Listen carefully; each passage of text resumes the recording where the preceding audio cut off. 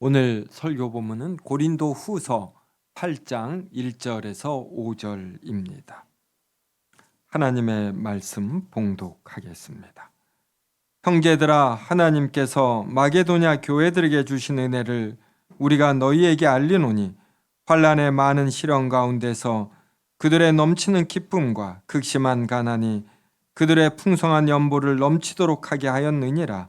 내가 증언하노니 그들이 힘대로 할 뿐 아니라 힘에 지나도록 자원하여 이 은혜와 성도 섬기는 일에 참여함에 대하여 우리에게 간절히 구하니, 우리가 바라던 것뿐 아니라 그들이 먼저 자신을 주께 드리고 또 하나님의 뜻을 따라 우리에게 주었도다. 아멘. 오늘 설교 제목이 연보입니다. 연보라는 단어가 들어간 설교는 처음인 것 같습니다.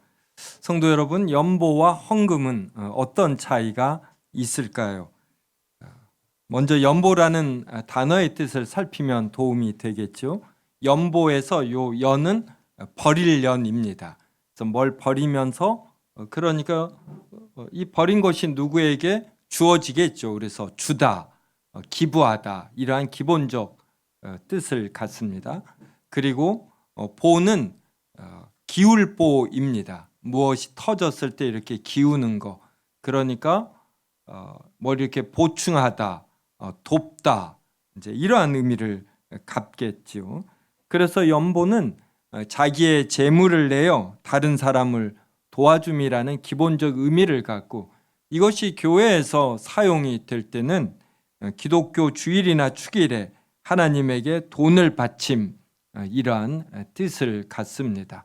그런데 이것은 일반적 사전이 의미하는 바이고, 연보가 기독교에서 사용이 될 때는 헌금 중에 다른 사람을 돕기 위해서 사용되어지는 헌금이다, 이제 이런 의미를 가져요. 그래서 헌금이 연보보다 더 큰 개념입니다.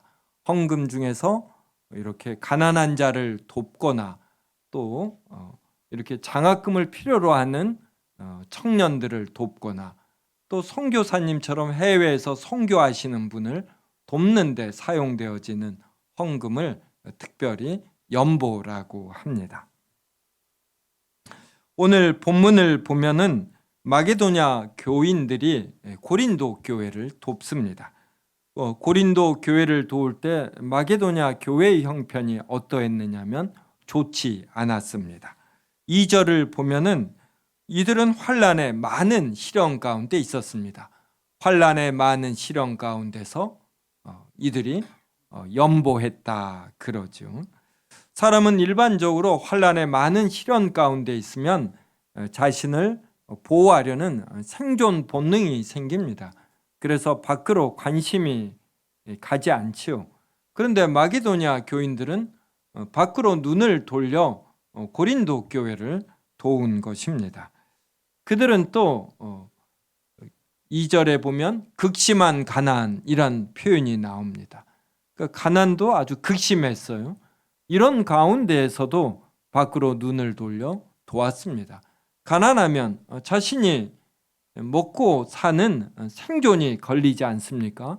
그래서 밖으로 눈을 돌리기 힘든데 마게도냐 교회는 밖으로 눈을 돌려 고린도 교회를 도왔습니다. 2절 후반절을 보면은 그들의 풍성한 연보에 풍성한이라는 형용사가 있고 또 넘치도록 하였다 이럽니다. 3절을 한번 보실까요?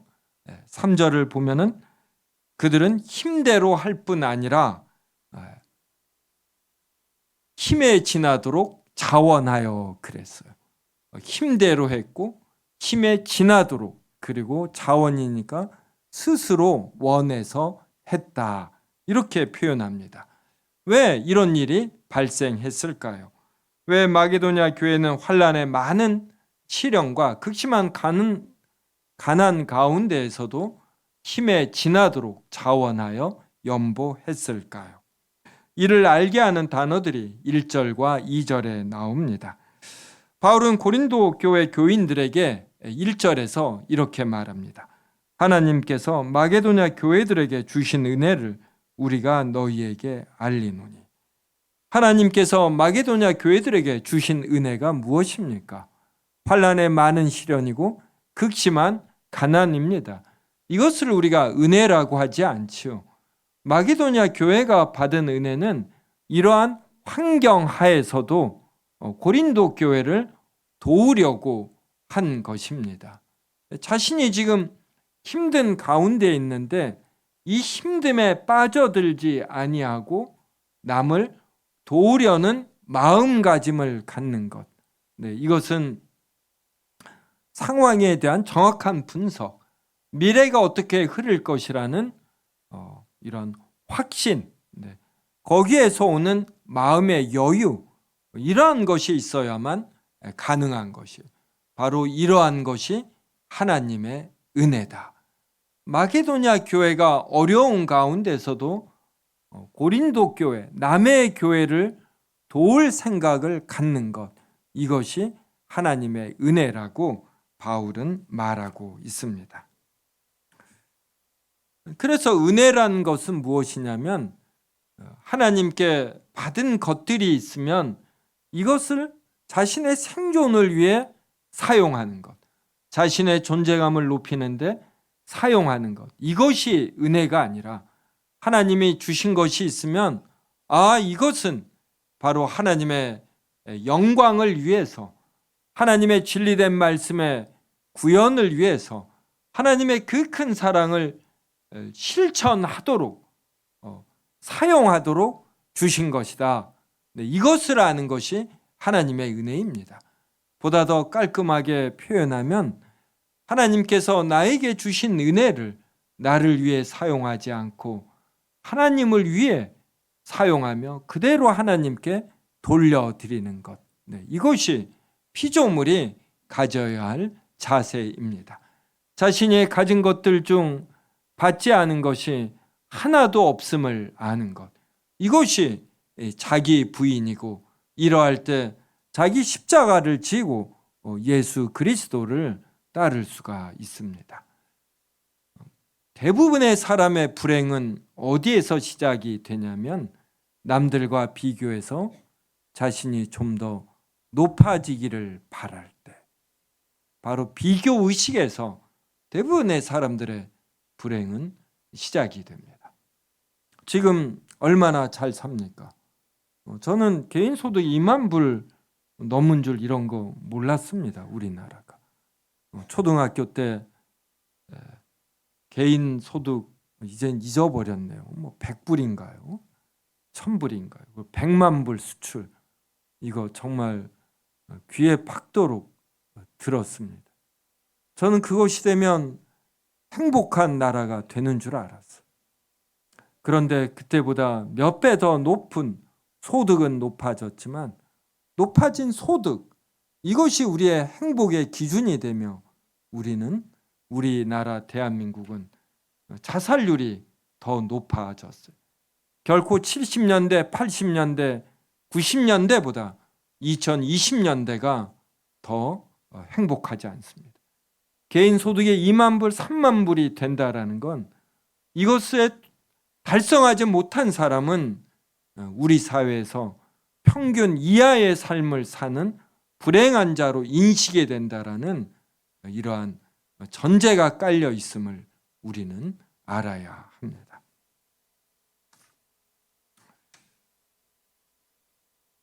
하나님께 참된 믿음이 있는 자는 환난의 많은 시련과 극심한 가난 속에서도 불편함이 보이지 않습니다. 그래서 1장 1절이 말하는 것, 8장 2절 보셔요. 환난의 많은 시련 가운데서 그들의 넘치는 기쁨. 환난의 많은 시련이 있는데 기쁨이 넘칩니다. 성도 여러분, 이거 이해되셔요?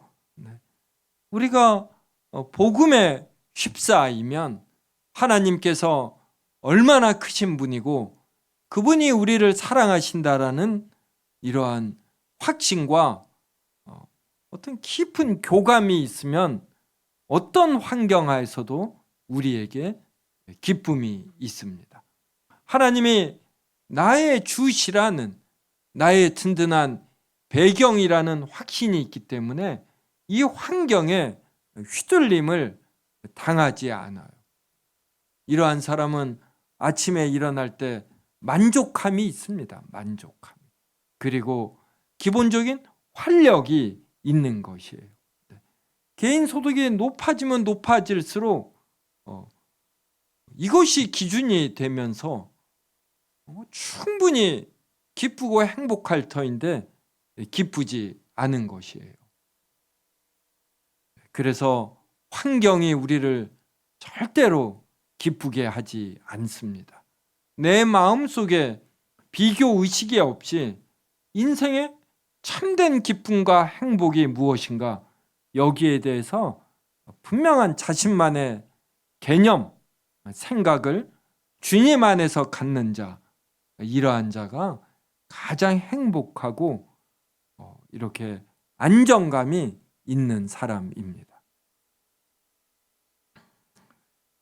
2절 후반절도 보십시오.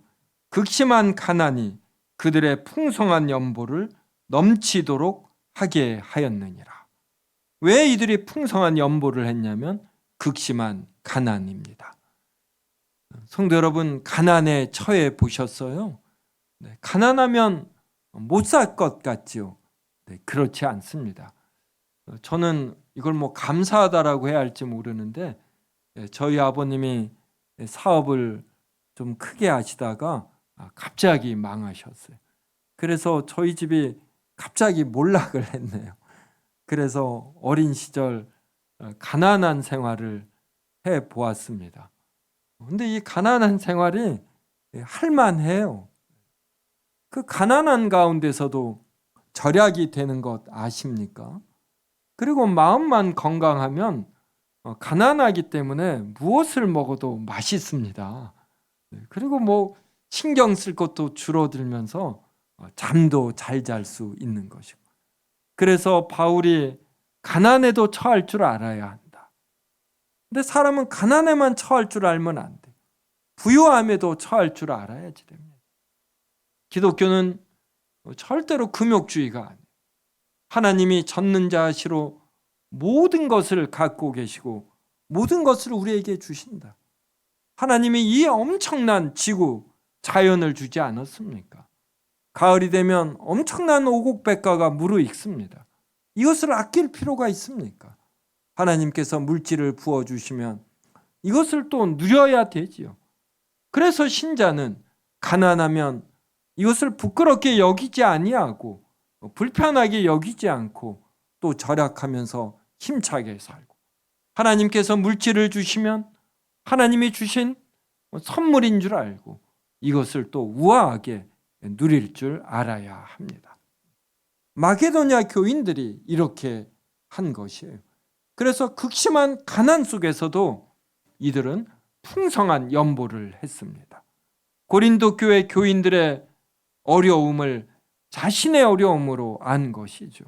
그들을 주님 안에서 한 형제로 여긴 것입니다.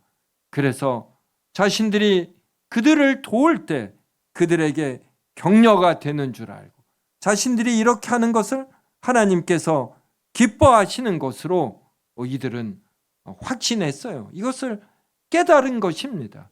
그래서 하나님이 기뻐하시는 뜻을 실천하려고 했습니다. 5절 보십시오. 우리가 바라던 것뿐 아니라 그들이 먼저 자신을 죽게 드리고. 여기서 그들은 마게도냐 교인들이에요. 그래서 바울이 고린도 교인들에게 마게도냐 교인들이 고린도 교회 돕기를 우리가 바랬다. 그런데 그들이 먼저 자신을 죽게 드리고 또 하나님의 뜻을 따라 우리에게 주었도다. 마게도냐 교인들이 고린도 교회 교인들을 주님 안에서 한 형제로 알고 고린도 교회의 어려움에 동참하기를 바랐는데, 자신이 이런 말 하기도 전에 마게도냐 교인들이 이것을 깨닫고 자신을 죽게 드리고, 그리고 하나님의 뜻이 무엇인가 살펴서 우리에게 많은 연보를 주었다. 그래서 이것을 고린도 교회에 전했다. 이렇게 바울이 말하는 것입니다. 바울은 사역자로서 무척 기뻐했을 것입니다. 자신이 하나님의 말씀을 가르친 그대로 마게도냐 교인들이 그대로 행하였을 때 얼마나 기뻤겠습니까? 저도 목사로서 성도들이 하나님의 말씀을 배우며 자유로움을 느끼고 자신의 상처와 어떤 자신이 힘들어하는 것들로부터 해방이 되고 그리고 활력을 찾으며 하나님의 말씀대로 행하려는 것을 볼 때에 정말 목회자로서 보람을 느낍니다. 목회자는 이것을 먹고 사는 것이죠. 마게도냐 교회는 먼저 자신을 주께 드리고 그러며 하나님의 뜻이 무엇인지 살폈어요. 우리는 많은 경우 하나님의 뜻을 어디에서 찾느냐면 자신이 어떻게 하면 더 좋은 환경에 처할까, 남들과 견주어 더 높은 존재감을 가질까, 이렇게 직업을 구하는데 또 이사하는데 이렇게 개인적인 일들에서 하나님의 뜻을 찾습니다. 이러한 거 우리가 잘 찾아야지 되고 지혜가 있어야지 돼요. 그런데 이것을 넘어서서 지금 이 상황에서 하나님은 무엇을 나에게 원하시는가? 이러한 하나님의 도덕적인 뜻을 찾을 줄 알아야 합니다. 하나님은 이것을 기뻐하셔요. 지금 이 상황에서 내가 어떻게 행하는 것이 하나님이 주신 전체 말씀에 따라 맞는가? 십계명에 맞는가? 이러한 것을 우리가 할 줄 알아야 합니다. 고린도후서 8장 7절부터 10절 한 절씩 읽겠습니다. 오직 너희는 믿음과 말과 지식과 모든 간절함과 우리를 사랑하는 이 모든 일에 풍성한 것 같이 이 은혜에도 풍성하게 할지니라. 내가 능력으로 하는 말이 아니요 오직 다른 이들의 간절함을 가지고 너희의 사랑의 진실함을 증명하고자 함이로라. 우리 주 예수 그리스도의 은혜를 너희가 알거니와 부요하신 이로써 너희를 위하여 가난하게 되심은 그의 가난함으로 말미암아 너희를 부요하게 하려 하심이라. 이 일을 하여 나의 뜻을 알리노니 이 일은 너희에게 유익함이라. 너희가 1년 전에 행하기를 먼저 시작할 뿐 아니라 원하기도 하였음즉. 이 7절 말씀은 바울이 고린도 교회에게 하는 말이죠. 너희가 믿음, 말, 지식, 모든 간절함, 또 사랑, 이것이 풍성하다. 그런데 이것들에만 풍성함은 안 되고 이 은혜에도 풍성해야지 된다. 즉 다른 교인들을, 다른 교회를 돕는 은혜, 여기에도 풍성해야지 된다. 이렇게 말합니다. 그러니까 우리가 사랑한다 하면서 행위와 희생이 따르지 않는, 실천이 따르지 않는 것은 참된 은혜다. 이렇게 할 수가 없어요. 사랑에는 항상 희생이 따릅니다. 자기의 불편함 없이 사랑하기가 힘든 것이에요. 그래서 내가 누구를 사랑한다 이렇게 표현을 하면 내가 희생하고 양보하고 헌신할 생각, 이것이 있어야지 됩니다. 행위와 희생이 따르지 않는 일들에 있어서는 풍성하고, 근데 정작 남을 돕는 일에 있어서 풍성하지 않다면 그 믿음, 말씀, 지식, 사랑은 거짓이거나 약한 것입니다. 야고보서 2장 13절부터 17절도 한 절씩 읽겠습니다. 긍휼을 행하지 아니하는 자에게는 긍휼 없는 심판이 있으리라. 긍휼은 심판을 이기고 자랑하느니라. 형제들아, 만일 사람이 믿음이 있노라 하고 행함이 없으면 무슨 유익이 있으리요? 그 믿음이 능히 자기를 구원하겠느냐? 만일 형제나 자매가 헐벗고 일용할 양식이 없는데 너희 중에 누구든지 그에게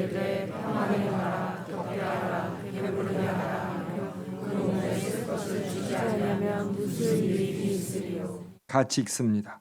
이와 같이 행함이 없는 믿음은 그 자체가 죽은 것이라.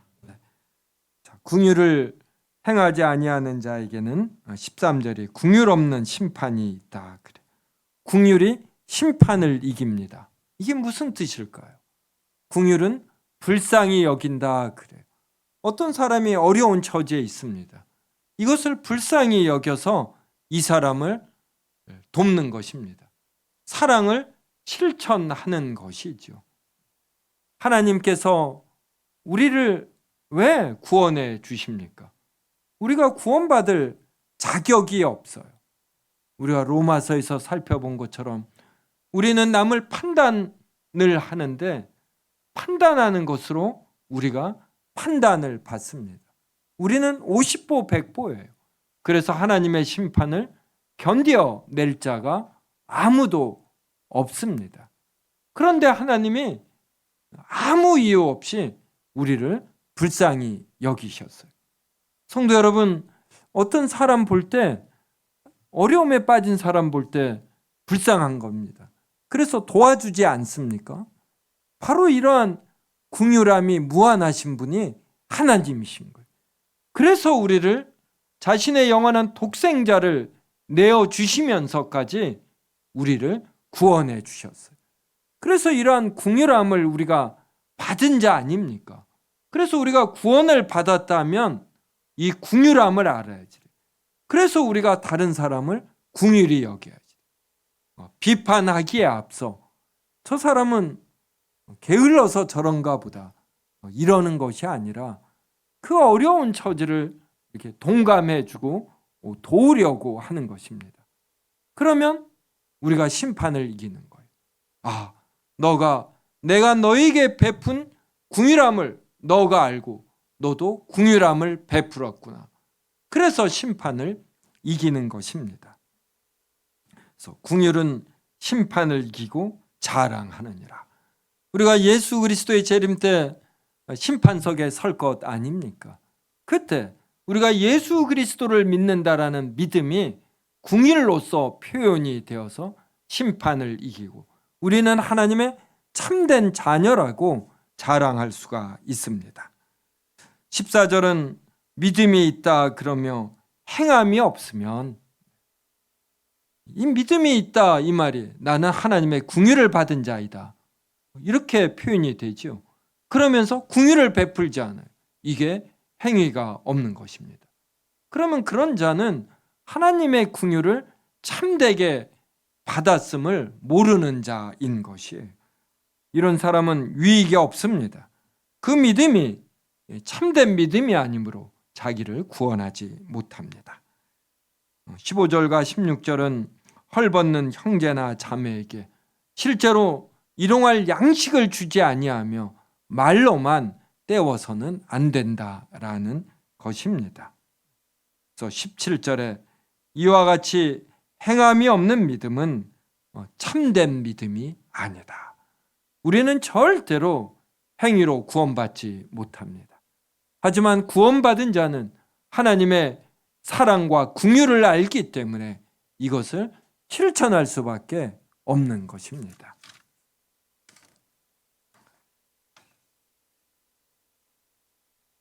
고린도 후서 8장 8절 보십시오.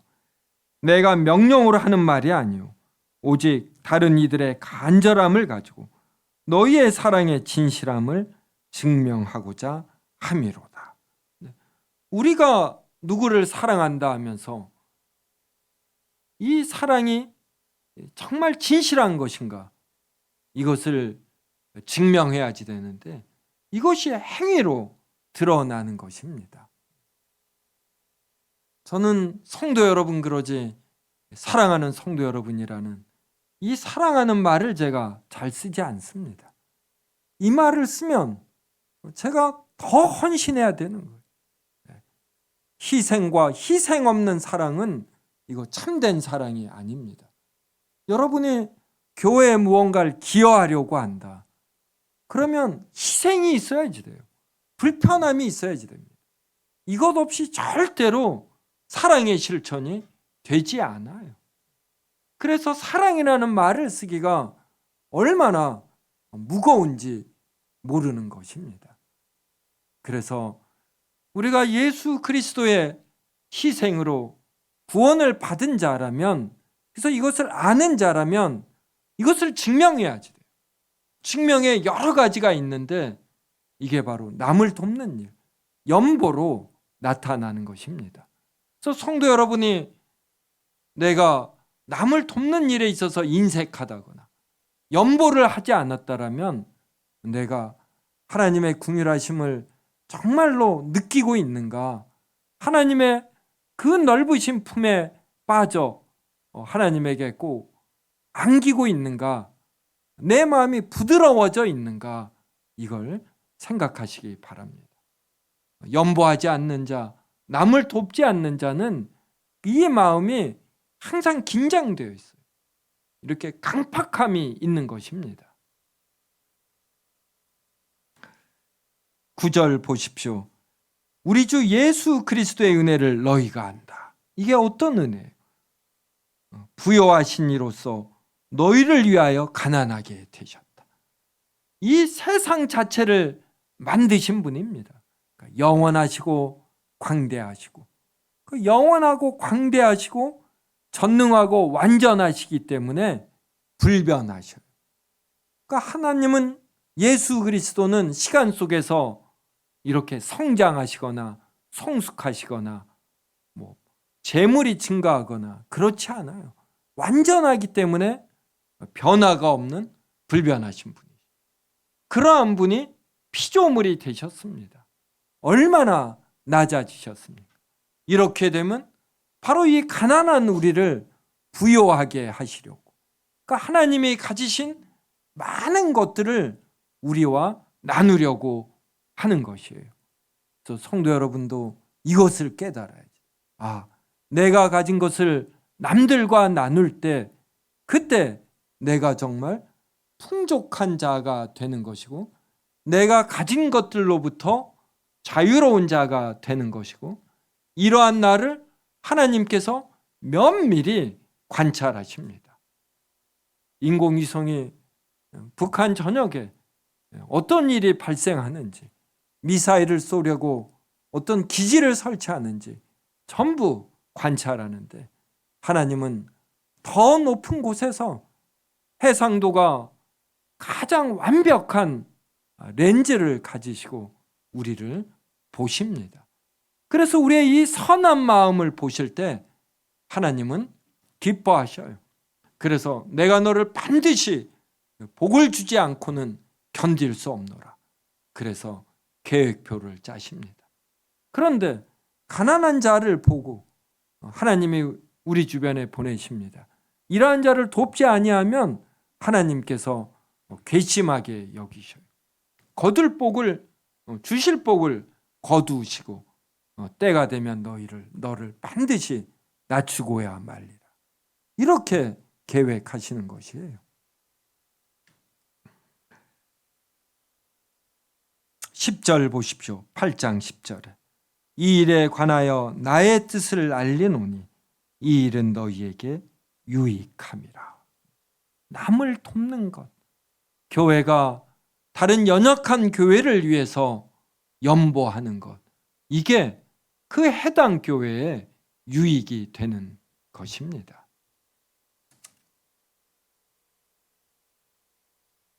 성도 여러분, 1월 둘째 주 공동의회 때 통과한 예산안을 보셨는지요? 우리 교회가 남을 돕는데 얼마나 예산을 책정했을까요? 저는 제가 이런 예산안을 이렇게 좀 성격상 면밀히 보는 타입이 아닙니다. 그래서 저도 공동의회 때 면밀히 좀 보았어요. 제 생활비 이러한 것도 받겠죠.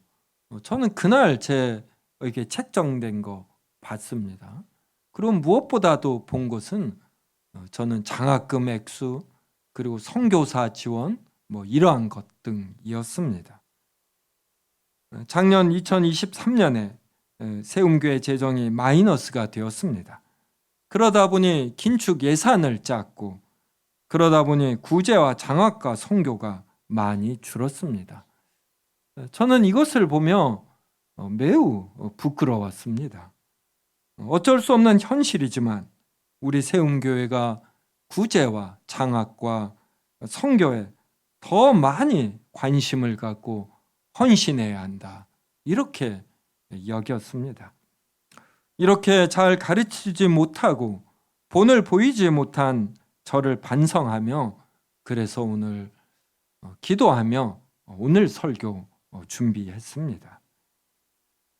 전체 예산에서 구제와 장학과 선교가 차지하는 비율이 세움교회는 더 높아져야 합니다. 20%, 30%가 되어야 합니다. 극심한 가난, 환난의 여러 시련 가운데에서도 이렇게 해야 되는 것입니다. 1999년에 서초동에서 서초교회 개척했습니다. 저는 모 교회가 서울 영동교회입니다. 서울 영동교회는 30, 40%를 이렇게 남을 돕는데 예산을 짭니다. 제가 그 교회에서 이러한 것을 잘 배웠습니다. 서울 영동교회 출신들은 그 교회에 말해서 교회를 개척할 때 이런저런 도움 받습니다. 그런데 저는 지금까지 기도 편지 쓴 적이 없고 기도 편지에 제 계좌를 올린 적이 한 번도 없습니다. 저는 사역자는 최대한 자립하려고 해야지 되고, 그리고 가난 속에서도 이렇게 가난에 처하며 사역할 줄 알아야 한다, 이렇게 여겼고, 또 이것이 성경의 가르침이라고 여겼습니다. 감사하게도 서초교회 처음 개척할 때부터 이렇게 굶지 않았고, 생활비 전체가 그때 매달 50만 원이었습니다. 이것으로도 절약하며 사는 이러한 기쁨이 있었습니다. 그래서 그때서부터 남을 돕는데 우리 서초교회, 그리고 일로 이사 오면서 세움교회가 되었죠. 세움교회가 높아지기를 바랐습니다. 서울 영동교회 제 청년의 동기들이 이제 몇 명이 장로고 그럽니다. 그들이 그래요. 서울 영동교회에서 아무 도움도 정효성 목사가 받지 않았고, 그러면서도 서울 영동교회가 추구하는 것들을 많이 추구하고 있다고, 이런 말을 들을 때 하나님께서 이들을 통해서 알아주심을 표현하게 하신다, 그러면서 무척 기뻤습니다. 성도 여러분, 올 한해 세움교회가 책정한 장학금이 420만 원입니다.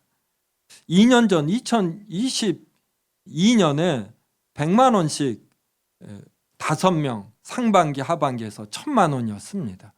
이것이 작년에 3명씩 600만 원으로 줄고 이번에 420만 원 줄었습니다. 제 눈에는 장학금을 받아 격려를 받아야 할 청년들이 참으로 많이 보입니다. 2023년에 우리가 예산에 책정되지 않은 행사를 할 때 특별 헌금을 했습니다. 여름 휴양회가 대표적입니다. 몇백만 원의 특별 헌금이 모였습니다. 그런데 우리가 작년에 장학생을 더 선출했습니다. 600만 원이 아니라 한 800만 원인가 1,000만 원 됐는데, 이것을 위한 특별 헌금을 하는데 저는 제가 광고 시간에 한두 번 하면은 몇백만 원 모이는 줄 알았어요. 근데 여름 휴양에는 모이는데 장학금이 안 모입니다. 제가 굉장히 부끄러웠어요. 내가 무엇을 어떻게 하나님의 말씀을 가르쳤나. 여름 휴양에는 되는데 왜 장학금에는 특별헌금이 안 모이나. 2024년에 저는 더 많은 청년들이 격려되어야 한다고 생각하고, 우리 지원하는 선교사 숫자가 너무 적습니다. 이런 걸 우리가 부끄럽게 여겨야지 돼. 우리가 하나님의 은혜를 제대로 알지 못하고 제대로 발휘하지 못한다라고 전부가 다 깊이 회개해야 하는 것입니다. 우리가 쓸 것을 좀 더 줄이면서 도움을 필요로 하는 미자립교회, 선교사 이러한 사람을 도와야 되는 것이에요. 이래야 교회가 영적으로도 깨어있고 활력이 생깁니다. 이런 것을 줄이면 우리 교회의 불편함이 무엇인가 이것을 자꾸 보게 돼요. 이것을 채우게 됩니다. 그러면서 교회가 동호회화되는 것이에요. 그러면서 말이 많아집니다. 영적으로 활력이 있고 하나님께 받은 은혜로 어떤 감동이 있을 때 조금의 불편함을 참는 것이고 불평들도 없어지는 것입니다. 선교사가 세움교회를 방문합니다. 그때 제가 어떤 성도님에게 전화하면 아주 풍성하게 식사를 사실 뿐이다. 이렇게 떠오르는 분들이 많아야 합니다. 제가 부담 없이 전화할 수 있는 성도님들이 있어야지 돼요. 이것이 넉넉함이고 이러할 때 하나님이 세움교회를 넉넉히 채워주십니다. 선교사는 모든 것을 포기하고 복음을 전하기 위해 해외에서 사는 분들입니다. 부모님이 죽어도 선교사가 할 수 있는 일이 없어요. 선교사는 자신의 형제들에게 크게 빚진 자들입니다. 이러한 선교사님을 우리가 이렇게 기억할 줄 알아야지 돼요. 그리고 섬세하게 배려할 줄 알아야 하는 것입니다. 우리가 제1전도회, 제1여전도회, 그리고 제2전도회, 신혼전도회 있습니다. 전도회라는 이름이 붙는 것은 전도하겠다 이 뜻이에요. 그래서 각 전도회가 선교사님 한 분을 또 미자립교회 하나를 이렇게 품으면서 기도하고 이들을 도울 생각을 해야지 돼요. 이게 전도회가 존재하는 첫 번째 목적입니다. 이것이 사라지면 전도회는 교제하는 데가 돼버려요. 교제하는 데. 이것도 좀 세련되게 교제하겠죠. 기독교인이니까. 하지만 이걸 하나님께서 기뻐하시지 않습니다.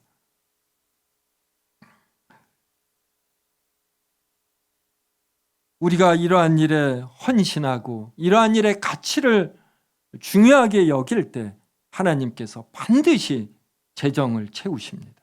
우리가 인색하면 하나님도 인색하셔요. 우리가 풍족하게 베풀면 하나님께서 풍족하게 채워주십니다.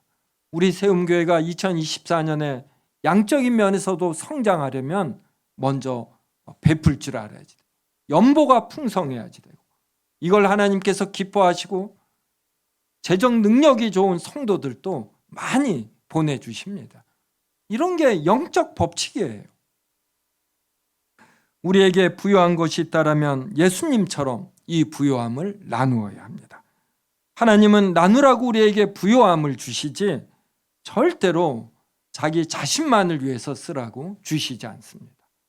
성도 여러분에게 어떠한 재능이 있고 또 하나님의 풍족한 재물을 주시고 그러했다라면 심판 때에 서서 하나님이 물으셔요. 내가 너에게 준 재능과 물질, 시간, 정열을 가지고 어디에 썼느냐. 그때 나와 나의 가정 이것만을 위해 썼다고 하면 하나님이 조금밖에 기뻐하시지 않습니다. 하나님처럼 부요하신 이로써 가난해지는 일이 우리에게 있을 때 그때 하나님께서 기뻐하시고 칭찬하시고 큰 상을 우리에게 내려주십니다. 우리 세움교회가 예수 그리스도의 사랑과 은혜를 알아 구제와 장학과 선교와 미자립교회 지원 등에 있어서 풍성하기를 주님의 이름으로 기원합니다. 올 한해 강한 믿음으로 주님의 영광과 사업을 위해 풍족히 헌금하시고 남을 돕고 또 특별 헌금도 장학 등을 위해서 하실 수 있기를 바랍니다.